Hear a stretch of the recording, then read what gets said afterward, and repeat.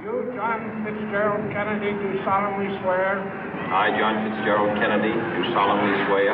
That you will faithfully execute the office of President of the United States. That I will faithfully execute the office of President of the United States. And will, to the best of your ability. And will, to the best of my ability. Preserve, protect, and defend the Constitution of the United States. Preserve, protect, and defend the Constitution of the United States. So help you God. So help me God.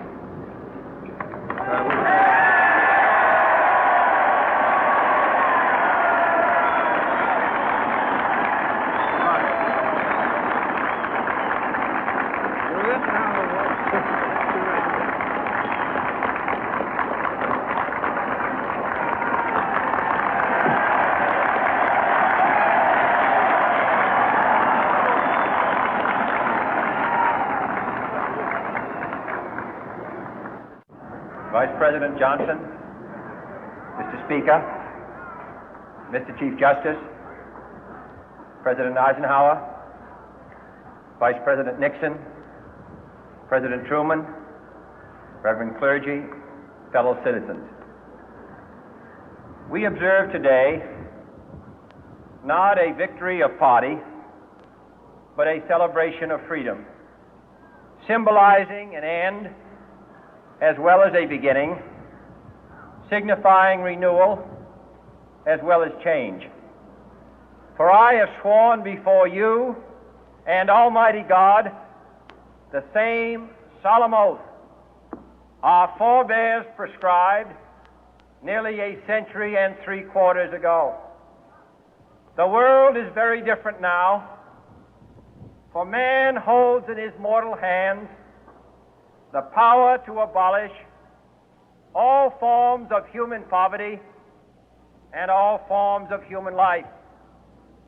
And yet the same revolutionary beliefs for which our forebears fought are still at issue around the globe.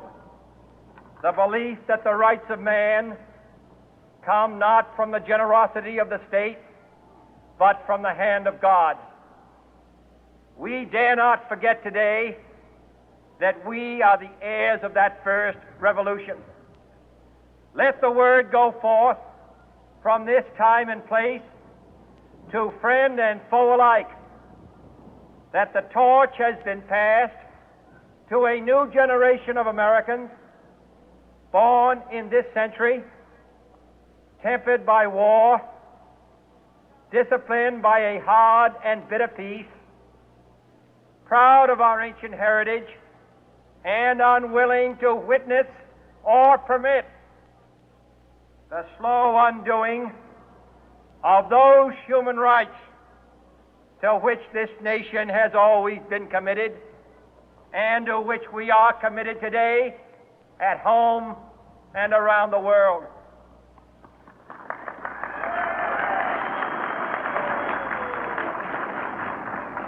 Let every nation know, whether it wishes us well or ill, that we shall pay any price, bear any burden, meet any hardship, support any friend, oppose any foe to assure the survival and the success of liberty.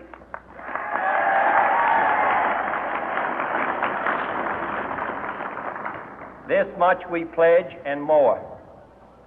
To those old allies whose cultural and spiritual origins we share, we pledge the loyalty of faithful friends. United, there is little we cannot do in a host of cooperative ventures.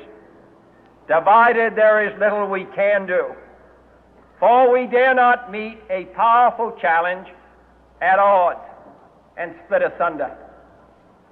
To those new states whom we welcome to the ranks of the free, we pledge our word that one form of colonial control shall not have passed away, merely to be replaced by a far more iron tyranny.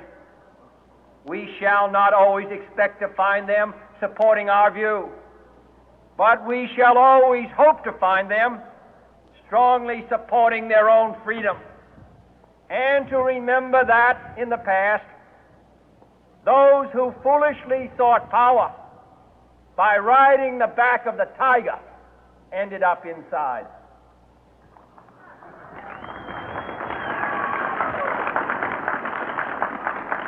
To those people in the huts and villages of half the globe struggling to break the bonds of mass misery, we pledge our best efforts to help them help themselves for whatever period is required, not because the communists may be doing it, not because we seek their votes, but because it is right.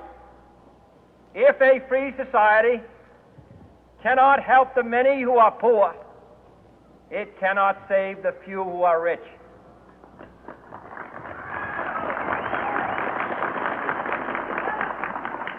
To our sister republics south of our border, we offer a special pledge to convert our good words into good deeds, in a new alliance for progress, to assist free men and free governments in casting off the chains of poverty. But this peaceful revolution of hope cannot become the prey of hostile powers. Let all our neighbors know that we shall join with them to oppose aggression or subversion anywhere in the Americas. And let every other power know that this hemisphere intends to remain the master of its own house.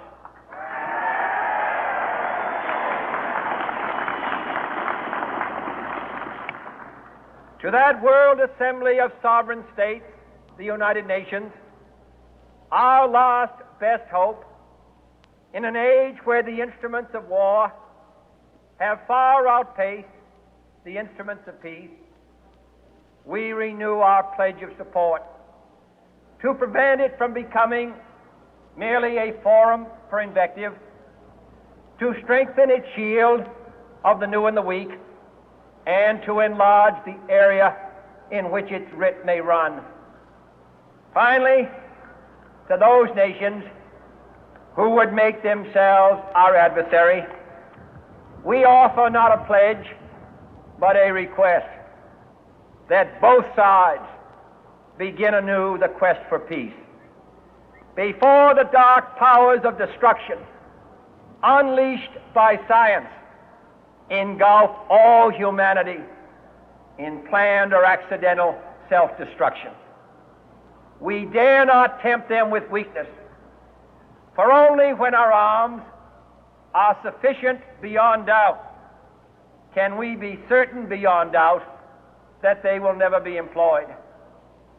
But neither can two great and powerful groups of nations take comfort from our present course, both sides overburdened by the cost of modern weapons, both rightly alarmed by the steady spread of the deadly atom, yet both racing to alter that uncertain balance of terror that stays the hand of mankind's final war.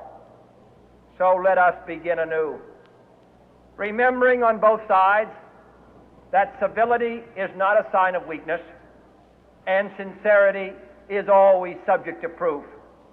Let us never negotiate out of fear, but let us never fear to negotiate.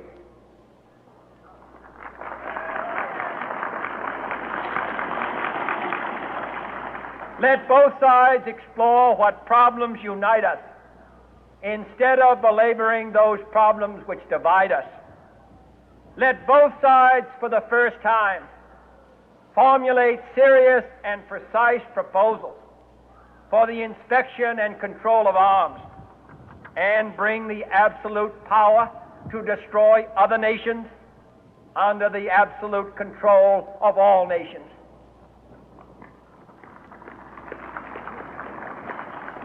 Let both sides seek to invoke the wonders of science instead of its terrors.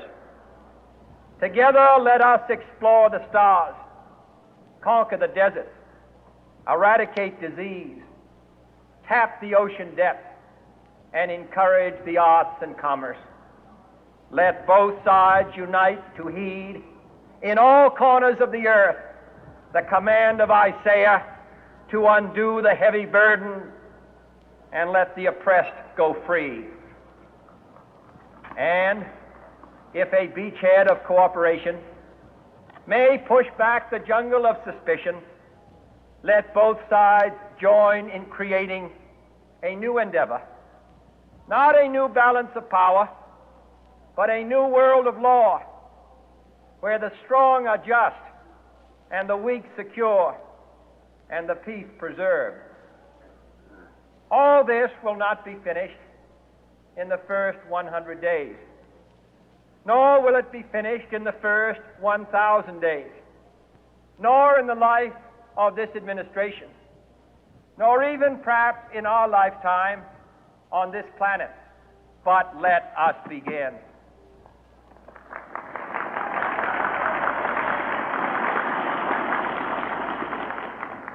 In your hands, my fellow citizens, more than mine, will rest the final success or failure of our course. Since this country was founded, each generation of Americans has been summoned to give testimony to its national loyalty. The graves of young Americans who answered the call to service surround the globe. Now the trumpet summons us again, not as a call to bear arms, though arms we need, not as a call to battle, though in battle we are, but a call to bear the burden of a long twilight struggle, year in and year out, rejoicing in hope, patient in tribulation, a struggle against the common enemies of man, tyranny, poverty, disease, and war itself. Can we forge against these enemies a grand and global alliance, north and south, east and west, that can assure a more fruitful life for all mankind? Will you join in that historic effort?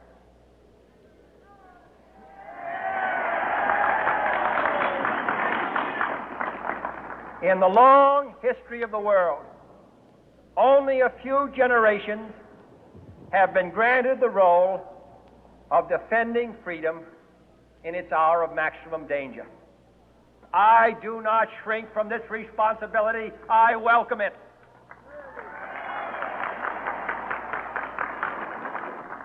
I do not believe that any of us would exchange places with any other people or any other generation. The energy, the faith, the devotion which we bring to this endeavor will light our country and all who serve it. And the glow from that fire can truly light the world.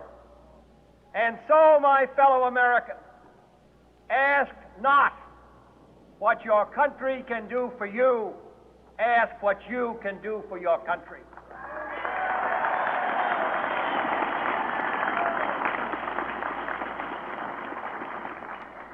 My fellow citizens of the world, ask not what America will do for you, but what together we can do for the freedom of man.